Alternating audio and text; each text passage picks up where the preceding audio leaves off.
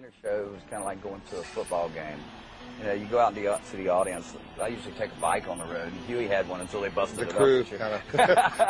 But I usually like getting on a baseball cap and going out into the parking lots and checking it out. And they're out there grilling out. And, you know, it's a family affair. It really is. You know, I think it's kind of cool to be a Lynyrd Skynyrd fan. I don't think it's, you know, back in the 80s, the latter part of the 80s and stuff.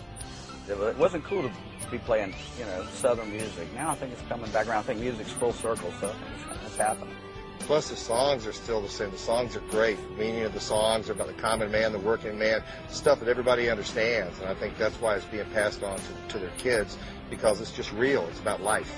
And, you know, look out and see a 12-year-old or a 10-year-old singing the words to the songs is just, like, overwhelming sometimes. You think to yourself, wow. Wow, these fans still love us. Almost 10 years after the airplane crash, they're so much in love with us still. And that's when I brought the idea to Gary and to Charlie Brusco, to Joe, and we just said, man, these fans still love us. We've got to try something. And that was a tribute tour from 1987. And we did not realize the magnitude and success of the tour until it happened. And it was so successful. Here we are still carrying it on.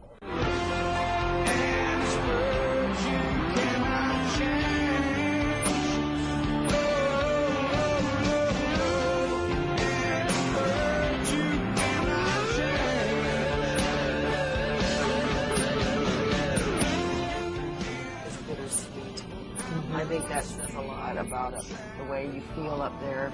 You try not to watch the video. You try to remember that you have a job to do.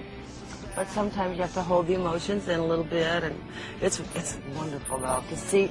We find ourselves studying the audience and watching their reactions to what's going on up there, and that's a memory for us in itself. It's kind of like that crowd. It's kind of like wait till they see this. Oh, yeah, we know what they're going to expect that they don't. So when they their face is just precious. You see the inner child in everyone for a few minutes, too. So Ronnie was a great songwriter. He died.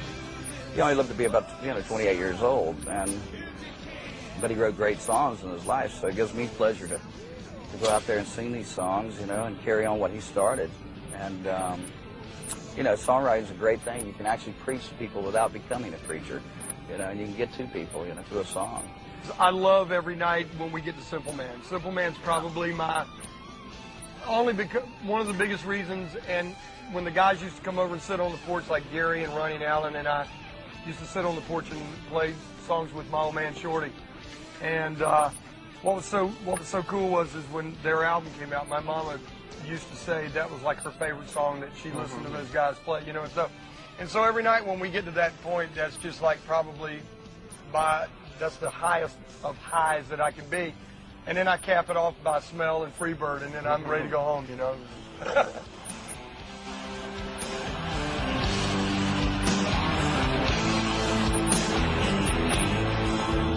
don't you worry.